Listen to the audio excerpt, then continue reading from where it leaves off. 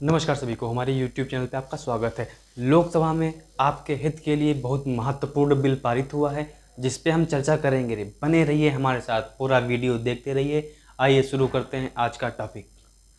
जो हमारा लोकसभा बिल था, अभी आपने देखा कि जंतर मंतर पर बहुत सारे लोग प्रोटेस्ट के लिए उतरे थे, तो गवर्नमेंट ने उस पर कुछ नई रणनीतियाँ बनाते हुए छात्रों के लिए एक महत्वपूर्ण विधेयक लेके आई है, जिसको लोकसभा में पारित कर दिया गया है। अभी राज्यसभा में पेंडिंग है, लेकिन आप समझो कि लोकसभा में पारित हो गया तो राज्यसभा में ऑटोमेटिक वह अप्रूव हो जाएगा। अब आप सोच रहे होंगे कि विधेयक पारित कैसे होता है, तो आपको हम इससे पहले कॉन्स्टिट्यूशन का जब चैप्टर स्टडी करा रहे थे, उस समय आपको हमने लोकसभा में बिल कैसे पारित होते हैं वगैरह वगैरह सब पढ़ाया था। तो आपको एक बार फिर से रिपीट करा दें। अगर कोई बिल है लोकसभा में आया है तो 1/3 बहुमत चाहिए। जैसे अभी भारत में लोकसभा सदस्यों की संख्या 545 है और राज्यसभा की 245, तो इन तीनों में से 1/3 वोट दोनों पक्ष से पड़ेंगे, तब वह बिल पारित हो जाएगा। लेकिन अभी हमारा मुद्दा ये है कि जो बिल है ये क्या है? लोकसभा बिल।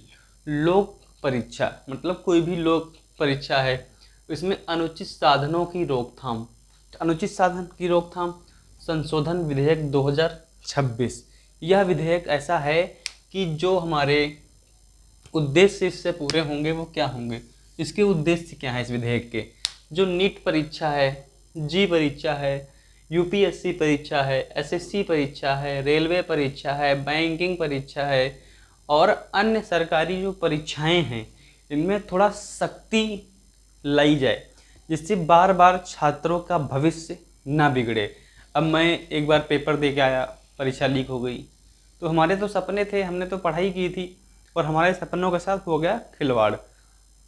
शायद उस परीक्षा में हम फेल हों या पास हों वो अलग की बात है, लेकिन पेपर लीक होने से करोड़ों छात्रों का जो पैसा होता है वो बर्बाद होता है।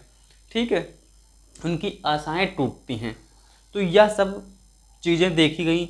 जंतर मंतर पर बहुत प्रोटेस्ट भी हुआ, धर्मेंद्र प्रधान जी का इस्तीफा भी लिया गया। उसके बाद नए शिक्षा मंत्री प्रहलाद जोशी जी बनाए गए। ठीक है, तो ये सब जो हमारा सिस्टम है ये इसी पर डिपेंड करता है। जो हमारा विधेयक आया है, इन्हीं सभी परीक्षाओं में सख्ती बरतने के लिए यह विधेयक लाया गया है। अब इसके प्रमुख प्रावधान हैं, उन पे चर्चा करेंगे। जो सबसे मेन है, अगर भारत में कोई भी परीक्षा लीक हुई, अगर भारत में कोई भी परीक्षा लीक हुई तो क्या होगा?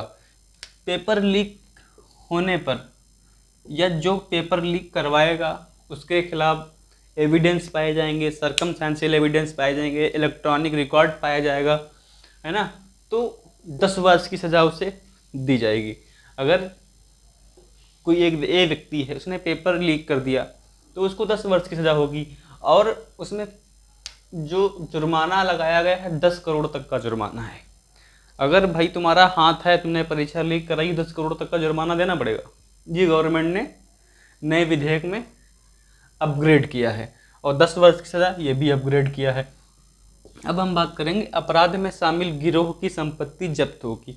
अब मानो ए एक व्यक्ति है प्लस बी एक व्यक्ति है। ए ने कॉन्स्पिरेसी करी कि पेपर लीक होगा, अब बी बस उस कॉन्स्पिरेसी में 10% हिस्सेदार है, तो ए तो सज़ा पाएगा, बी कॉन्स्पिरेसी कर रहा है तो उसकी संपत्ति जब्त होगी या 10 करोड़ तक का जुर्माना झेलेगा।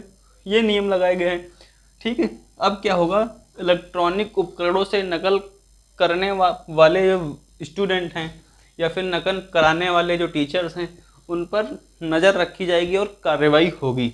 ठीक है, परीक्षा कराने वाली जो एजेंसियां हैं उनकी बहुत महत्वपूर्ण जिम्मेदारियां बढ़ाई जाएंगी। ठीक है, यह सरकार आगे चल के गाइडलाइन बनाएगी कैसे कैसे क्या करना है। लेकिन जो लॉ से जुड़े प्रावधान हैं, अगर पेपर लीक हो गया है तो इन्हीं में से 4 पे एक्शन होना तय है। ठीक है, 10 करोड़ जुर्माना, पेपर लीक पर 10 वर्ष सजा, अपराध में शामिल कोई गिरोह हो बुरा बना रखा है, संपत्ति जब्त कर ली जाएगी इन सब की। तो यह उद्देश्य है लोक परीक्षा में सुधार संशोधन विधेयक अधिनियम 2026 का। वीडियो अच्छा लगा हो लाइक सब्सक्राइब शेयर कर लें। मिलते हैं अगले टॉपिक में। धन्यवाद।